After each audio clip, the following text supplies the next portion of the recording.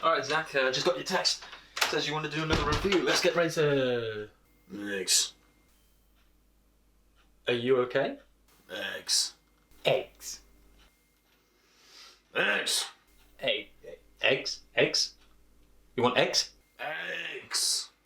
Okay. Right. Eggs. Right? Eggs. Eggs. Eggs. I don't know what you want. Why don't you just take those, yeah? Take them. Eggs. Eggs. Eggs. Eggs, yes. Eggs. So are you ready to do the review now? Yeah, alright, fuck it.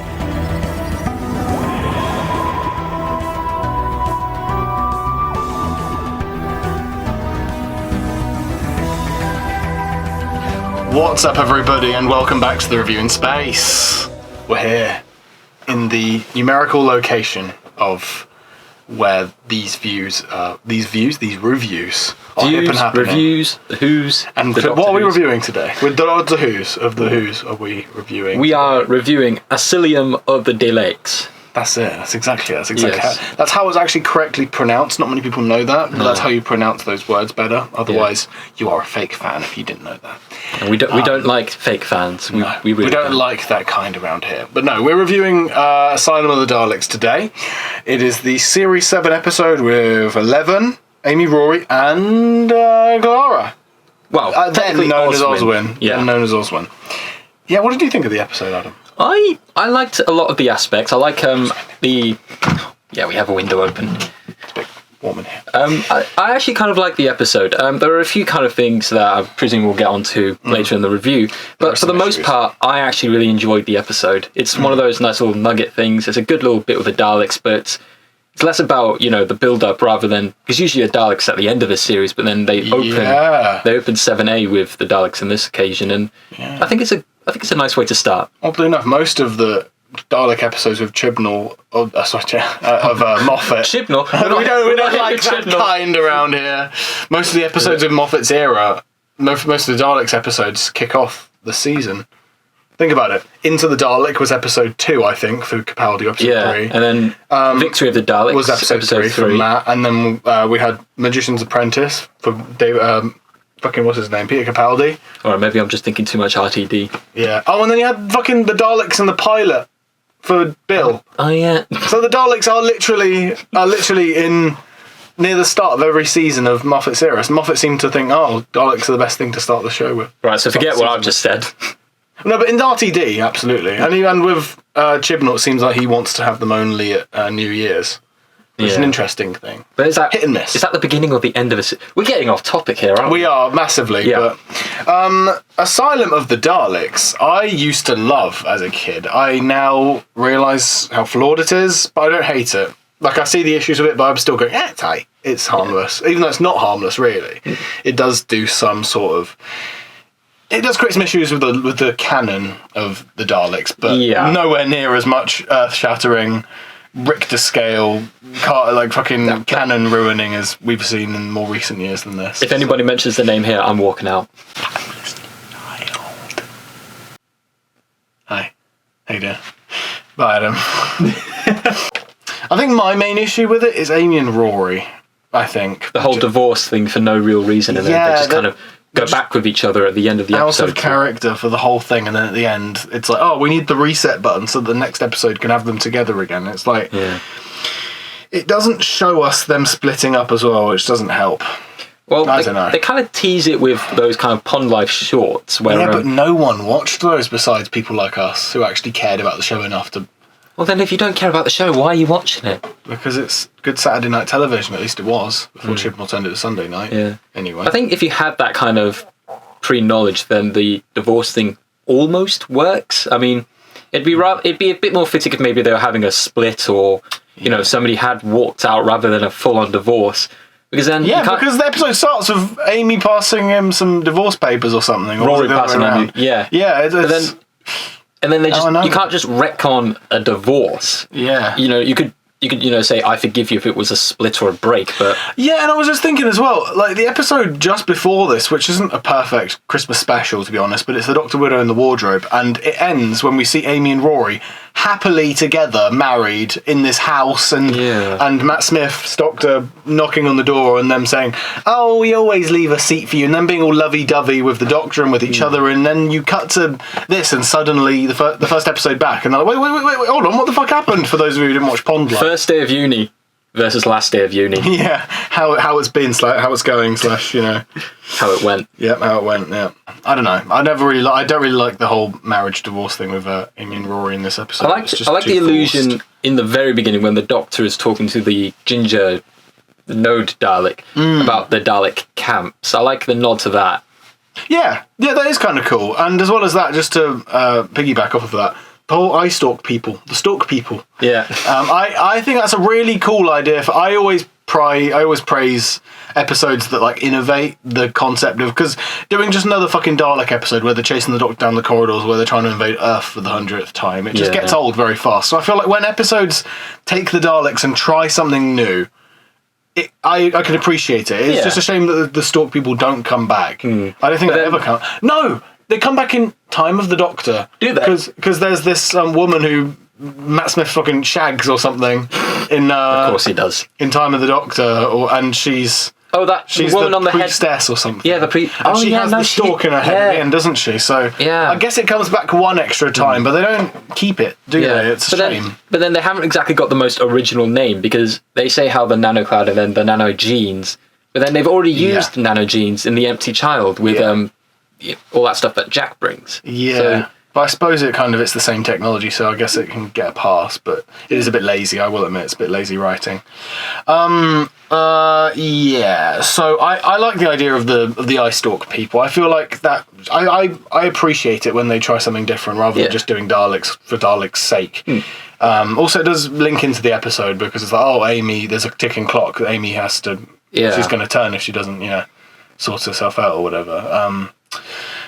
But obviously, it also lends itself to a sort of foreshadowing for the twist of Oswin at the end of the episode, because she turns out that she was converted not just into a person with an eye stalk, but like into a full ass Dalek, which is a cool twist, to be honest. And like I say, it was alluded to via the nanogenes thing, and Clara seemingly doing all these impossible things like hacking the Daleks and the souffles as well. I remember when I was watching I caught on the first time, how could you make a souffle? Even before the Doctor even asked, where'd you get the milk? Because it doesn't make sense. If she's trapped, where do you get the fucking eggs? Unless she has a fucking like battery farm somewhere back there that she's not telling the Doctor. The reveal at the end, though, when Clara becomes the Dalek, spoiler alert. Spoiler alert for an episode that came out in 2012. Some people might be catching up. Bloody hell, it was 2012 that came out. But no, I loved that twist when it first came out, because you think of these Daleks as these pure and all kind of things, but then you never really expect anybody to turn into a Dalek. No. You wouldn't really think that they allow it. That's the thing with the Cybermen, isn't it? It's not really something the Daleks do. But also, as well as that, I'm not sure if it was before or after this episode, but it created a lot of confusion when there was that interview with Jenna Coleman, or then she was known at the time Jenna Louise Coleman, and she'd signed on to be the next companion for the Doctor. And then I don't know whether it's before or after this episode aired, but regardless, people went into this episode thinking, so she's the next companion, right? And then she gets killed off. That's sure to be a shock, because how does she come back from that kind of thing? Like, how does she come back? I think it was close to.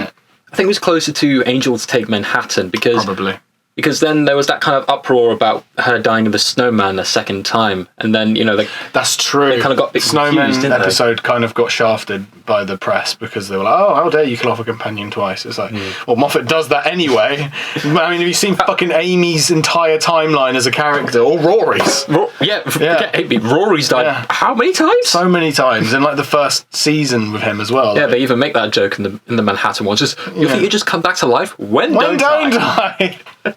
Honestly, though, it is good how self-aware they were in that episode. Yeah, but then they proceed to do it again in that episode where they jump off the building, but then also Rory dies of old age, but then they also die in the graveyard. It's like what the bloody hell? Well, two of them were a paradox, but then the last one was a kind of we're keeping it. I was like, all right, here we go. You guys actually get your death finally.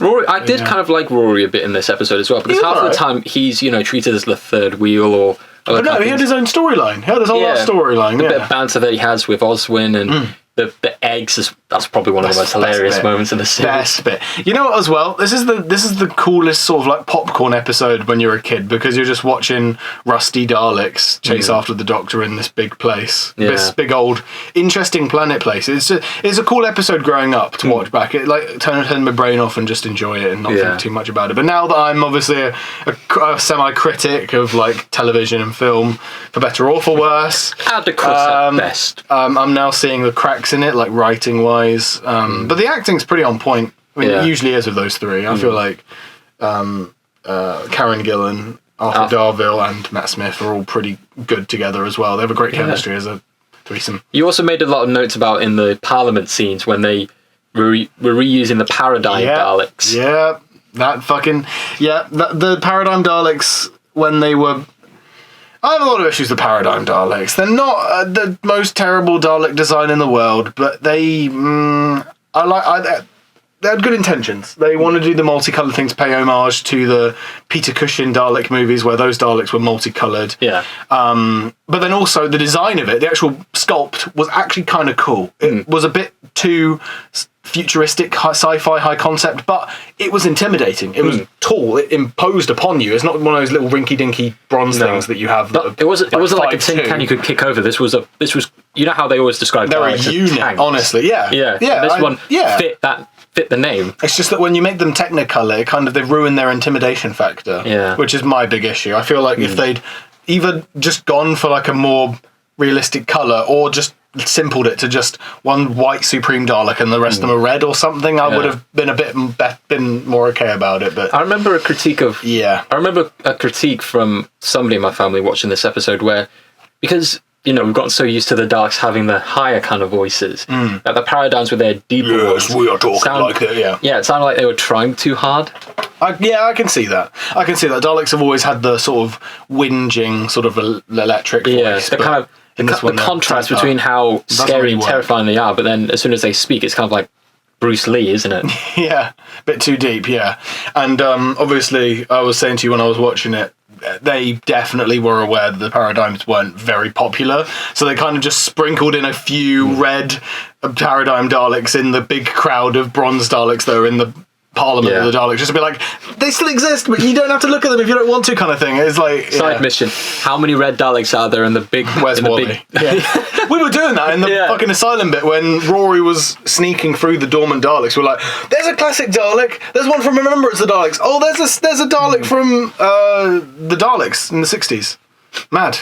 Yeah, I'm just spotting them left and right. Yeah, I love doing that, but they should have included more classic. Maybe they just didn't have them in the factory. Maybe ones that weren't just spinning in a circle in the background. Yeah, like if they actually did something, because all of the Daleks that the characters interacted with were the bronze Daleks from the You even made a point of that as well with the ones that reference classic Who battles, Exelon. Yes, that's Death to the Daleks. Don't test me on the other ones, because I don't remember what she said, but it was like, oh, the Meridius Falcon and all that. And all of them are referencing like battles from Dalek episodes from classic years gone by, but then they're all bronze Daleks. Yeah, just RTD. I don't love that. Like, I'd love it if she went, oh, Dalek from Exelon, and then you saw I have it here. Look, this Dalek, these Daleks.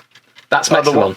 That's a Dalek that visited Exelon in Death to the Daleks with the Third Doctor. So it would have been cool to see a little more attention to detail. I swear that was one of the ones I swear that was the one in the background spinning around. It's like no, that was this one. That was this one.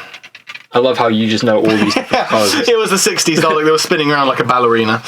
But yes. But you couldn't get rid of a 60s Dalek. No, they're too classic. You can't disdain a beautiful design. Yeah. But yeah, I was doing that a lot. I was like looking in the background, like, oh, is that a classic Dalek? I don't know. I can't tell. Ooh. But yeah, no, it's I enjoy the episode, and I enjoy the sentiment of like looking back briefly, because it was around this stage that everything pre the 50th anniversary of Doctor Who, New Who was kind of shy to reference classic Who too much. Yeah. But nowadays, Moffat post Matt Smith. So from Capaldi's era to Jodie's, there's a lot of references to Classic Who. You even have like stock footage and archival footage from the stuff in the Matrix with Jodie Whittaker, where you go, I have some of this Matrix, and you see all these like flash images of all the classic Doctors, and you have a bit of that in Name of the Doctor, the episode just before the special, you know, she did that kind of wormhole into all the other classic things. Yeah. But yeah, True. That's one of those kind of... I suppose that episode is where it kind of starts, I suppose. Because before that, like I say, even as early as the start of Season 7, because this is where... That's the end of Season 7. So even at Asylum of the Daleks, they were like, oh, we'll kind of just throw like name drops in there and see if the classic fans, pick up on it, you know? Let's see if they're still there. Yeah. They're still paying attention. Have they not died off yet? No. Yeah. Okay, cool. Yeah, so... I suppose it really was season seven of the new series where they kind of just really started to be like, okay, so Classic Who, people can look at it and be like, oh, okay, that's cool, because the Great Intelligent comes back in The Snowman, and then obviously they get the Great Name of the Intelligence. Doctor. They get what else? Great Intelligence basically makes 3 cameos in the span of 7B, because he's in The Snowman. Yeah. He's related to the Spoonheads in Bells of St. John. Is he? I think he is. Okay. Oh yeah, no, he's talking to woman person in Bells of St. John. I forgot about that. And then Name of the Doctor. You're right. Yeah, I was thinking Name of the Doctor, and then what's the third one? Yeah, that's actually true. Yeah, I didn't think about that. He's a great actor. I've forgotten his name. Oh, it's oh God. I'll let you think about it while I talk. Asylum of the Daleks is a decent episode. Actually, let me have a look. What else have I got here? Oh yeah. So the reveal of Oswin. I think that's quite a cool little thing they added in there, because, like I say, it was led up to. It was like foreshadowed through the nanogenes thing, and then obviously her being. There were lots of mysteries surrounding her to begin with. It's like, where'd she come from? How'd she get there? Kind of thing. And where'd she come from? Cat Joe. And obviously when they see the ship where all of the skeleton people came to life with the stalks out of their faces, obviously that was her crew. So I like that little attention to detail there, where it's And obviously the black guy that they find at the start, he isn't a skeleton. I like the fact that he's not a skeleton, because the snow kind of preserved him or something. Yeah, it was the ice. Bit of logic leaping, but I still like the sentiment. It's like, oh, okay, they tried to explain it, so it made a bit more sense. But then it's weird though how, because I'm presuming those nanogenes, or the things embodying the guy, they weren't expecting any visitors. They weren't expecting anyone to masquerade. So then why was he just casually trying to open this thing anyway? Yeah. Is that... Maybe to get down into the asylum for something. I don't know. I guess we'll never know. No. I guess Moffat didn't really think that far for a guy who's like wants to be so overcomplicated with his scripts. Yeah. Yeah. But yeah, I don't know. I think as well as that... Yeah, so going back to the Rory and Amy thing, I just want to quickly add... like I say, Pond Life, sure, you can watch it, and I think if you just have those scenes in Pond Life as a little, like audioless flashback, just to fill in the gaps, be like, oh, that's Amy kicking Rory out. Oh, no, this is them arguing. And just having a little bit in there, just to really... it makes things a bit easier to understand for people who haven't watched Pond Life. And as well as that, it's just to do it to add conflict for the sake of conflict, and it's just then they get back together at the end of the episode anyway. It's just a bit, come on now. But then done better than that. But then I guess they handle it a smidge more. Actually, no, they don't, because in the Power of Three, they're not really debating between their marriage. They're debating between home life and Doctor life. Yeah, I like Power of Three a bit more than this as well. Yeah. But yeah. Oh, and the last criticism, which is the most glaring issue, and even the people who were making the show realised it, is the stupid idea to wipe the Doctor's memory from the Daleks. Because even when you next see the Daleks in Time of the Doctor, I'm pretty sure. Yeah, I mean, we see them in Day of the Doctor, but that's like a flashback one from the Time War, so that doesn't count. Yeah. So the modern day Daleks you see in Time of the Doctor, they just know the Doctor's like, seek out the Doctor, as he's like dying of old age. They know his name, because that shouldn't have happened. They shouldn't have wiped the Doctor's memory of... If they had specified in the episode that Clara or Oswin had only removed the memory from the Parliament Daleks and the ones on the Asylum, then that could have been a pocket kind of rule, rather than just leaving it... just adding a little bit of dialogue in there to kind of just make it a bit easier on the eyes, if that makes sense. Yeah, rather than just leaving it to assume that she wiped every Dalek. Because that's what it seemed like at the end of the episode. And I guess the whole headcanon thing is like, oh, we can just say that that's the canon. Because the BBC won't explain it. They'll just say that bit never happened, and everyone will be none the wiser, I guess. But no, I don't know. No, he's no longer. Yeah. He's no longer the Predator. He's no longer the oncoming storm. He's now the. Oh, he's a timeless child. Yeah. Yeah. Yeah, that's what I thought. No, we're not doing that. Ban that. We're banning that word. I'm banning it. You were saying obviously the whole nickname thing the Doctor has, like thousands of them, is just kind of dumb. So it's just adding to the list. Yeah, and this Predator's only really a word they use in this episode as well. So. Yeah, never use it again. No, thank God. Yeah, I love the set, actually. I love the setting and the premise of it. It's just the execution, they tripped a bit. They tripped up a bit when working. It was like, oh, it's a Predator. Oh, it's Oswald. It's like, could have done a bit better in that regard. But there's some gems of dialogue in there, like the whole eggs bit. And then one of my favourite snippets as well is the bit when they're just looking over the planet from on top of the Parliament ship, and they're just going, how many? Over 12 million. Armed? Daleks are always armed. What colour? Oh, yeah. Sorry, there were no good questions left. Yeah, I love that. I love Rory. He's honestly asking the real questions, Rory. Always ask. What colour, yeah. Actually, that could be seen as like a subtle nod to the Paradigm Daleks, being like, what colour are they? BBC? Yeah. Black or white? No, they were bright yellow. You can see that. That reminds me, those colours are wrong. What, these colours? Oh, yeah. Because it's not silver with blue and black. You didn't see? It was orange with green and turquoise. I mean, it was black and white TV back then, so for all we know, you're right. Guess so. God, that was a lot of dust. Jesus. Anyway, that will probably do it for this review. I think that's all we have to say. What ranking are you giving it? What sort of rating? It's an easy episode, but it's nothing groundbreaking. So no, it's not hard to watch. It doesn't hurt your eyes to watch it. So I'm going to give this one a 6 out of 10. Okay, that's all right. I'll probably go same, actually. 6 is probably generous. Yeah, 6. We'll go 6. 6 all right, a solid 6. Yeah. So that'll do it for this review. Hope you guys enjoyed. If you want to let you know what your thoughts are on this episode, let us know in the comments. Don't forget the eggs. Oh yeah, don't forget the eggs. Egg. Stir. Meh. 8. Bye. Cool.